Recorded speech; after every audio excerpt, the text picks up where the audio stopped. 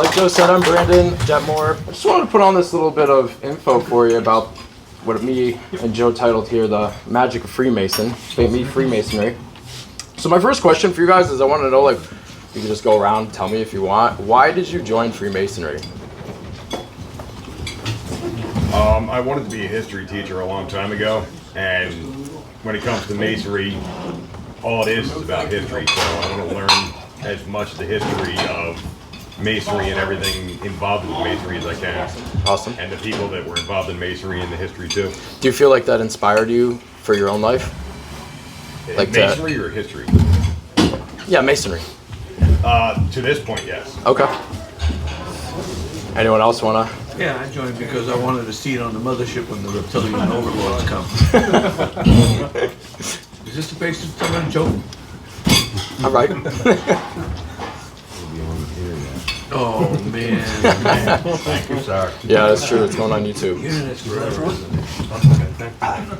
All right, so when you hear the word magic, what comes to your mind? Like magician magic, you know, the devil. People even think of Harry Potter, like Lord of the Rings. So what do you think of when you hear that word? Spell it with a K.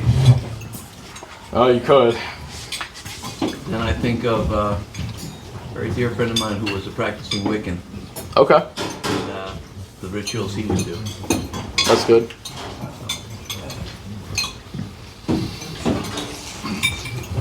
All right. Well, do you believe in real magic? Do you believe magic can be real? Or can you call it a miracle or magic? Miracle, called that. Yeah. All right. Before science, everything was magic. Exactly.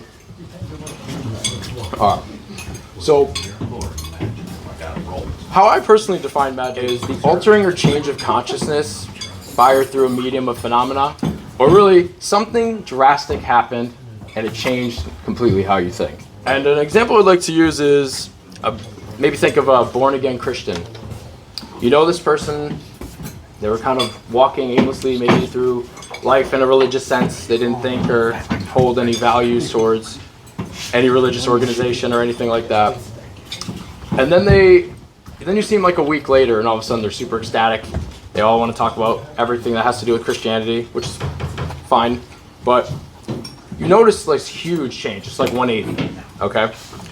And what happened from here to here, from the 1 week beforehand, you saw them earlier, you see them here, something fundamentally changed into the core of their psyche, drastically.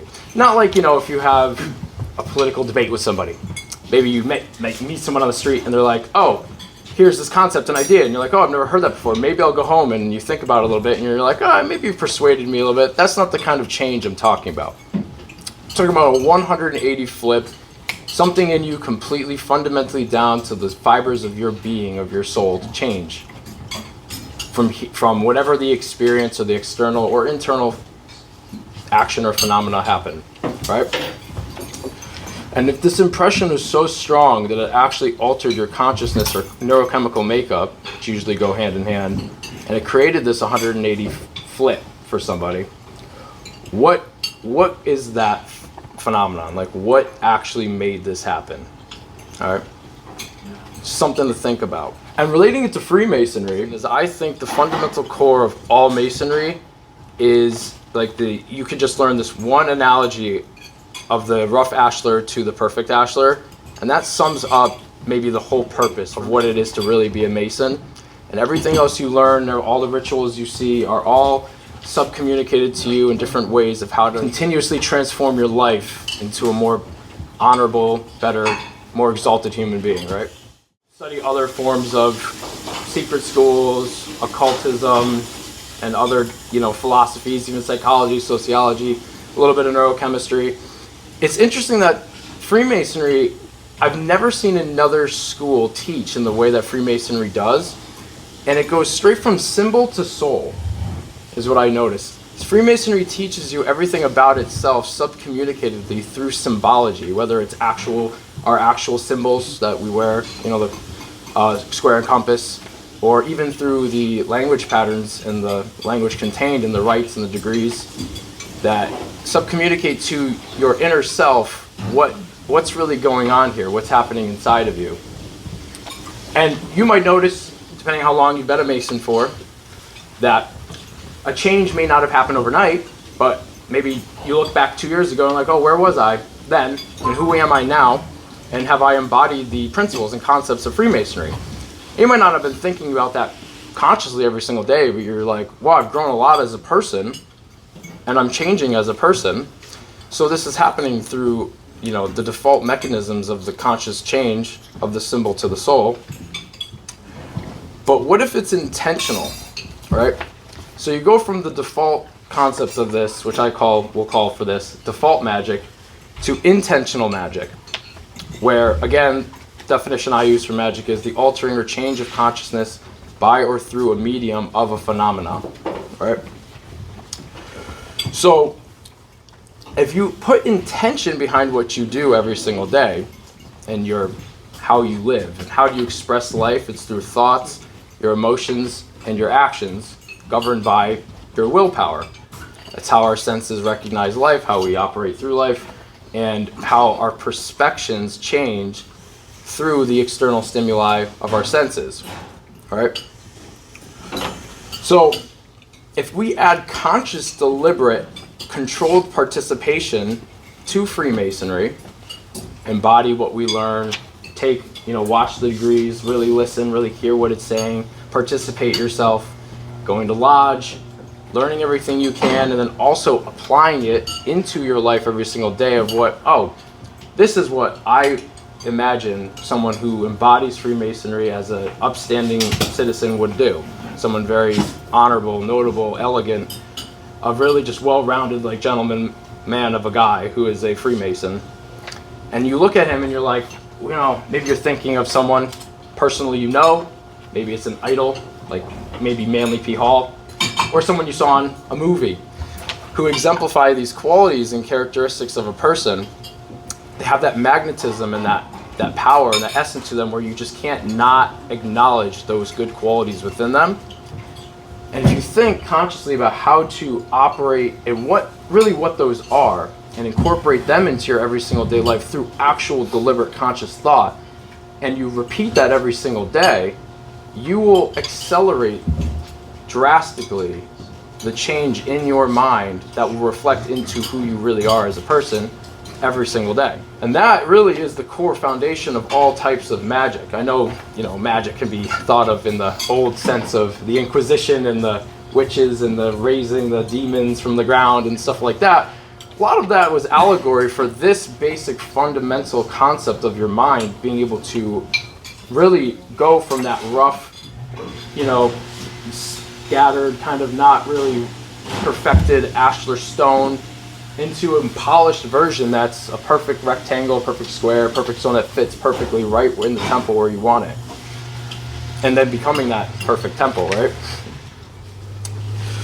But I'd like to talk a little bit more about the science of it. So maybe you can conceptualize it and think about it. There's a concept called neuroplasticity. Your brain is essentially like a piece of plastic that molds and forms in and of itself through these actions, through our actions and thoughts and emotions, and then our willpower to direct these.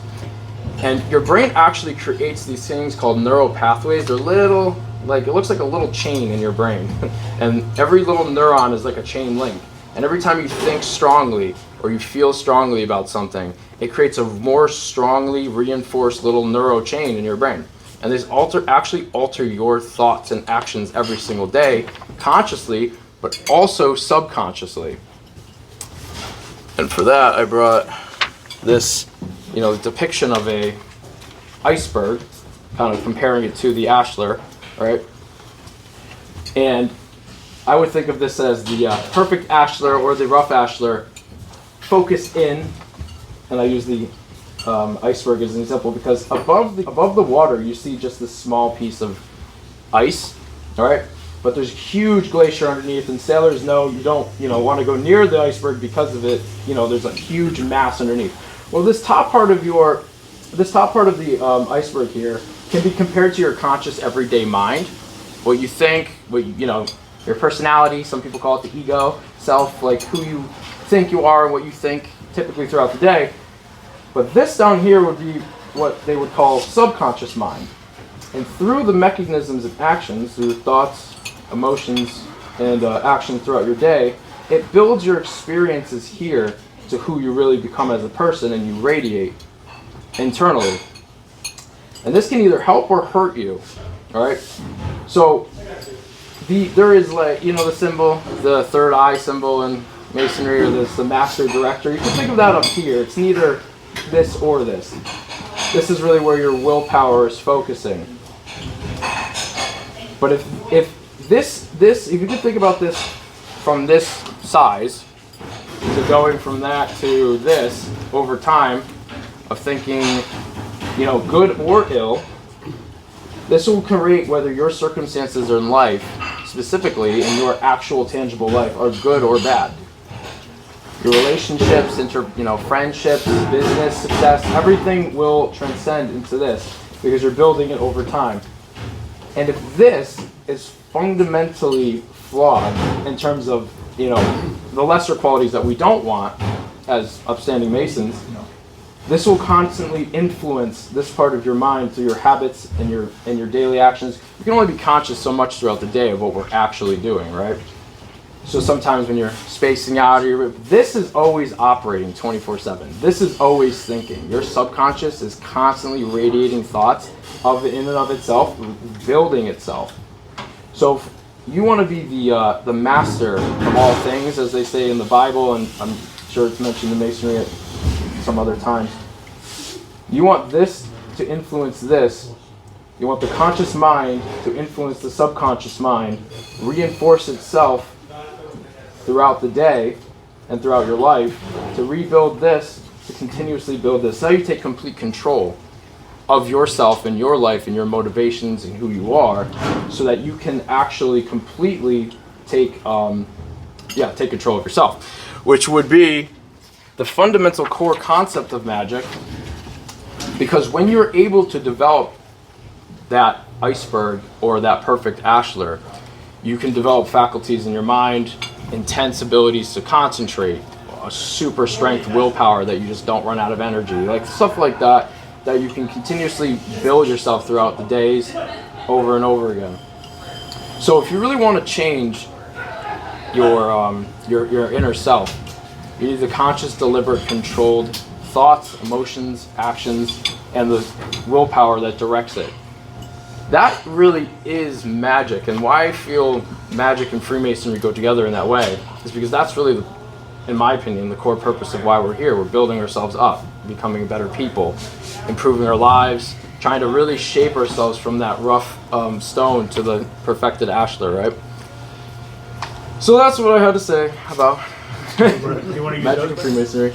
Yeah, I have some, good reading material, depending on where you lean, and, this is a little bit more of a shocking kind of, this is technically a grimoire by Eliphas Levi, and it's called the Doctrine Ritual of High Magic. This is just, one of those kind of a Wiccan-based concept of magic where you would actually put into practice. And the reason I brought this to show you is just because if this was something you were interested in pertaining to magic, and maybe it goes through how maybe you can control maybe more of those mental faculties in your mind, you would need to be able to have that basic foundation I talked about before of having the control over yourself. And then I just brought this book as well. It's by Dr. R. Swinburne Clymer. It's called The Mysticism of Masonry. Dr. Clymer was a 33rd degree Mason, very well respected in the Masonic community back in his time period in the 40s, 50s, 60s, until he died in 1969. I know lots of people who have read The Mysticism of Masonry and became Masons because of it before they were Masons. So it's a good read.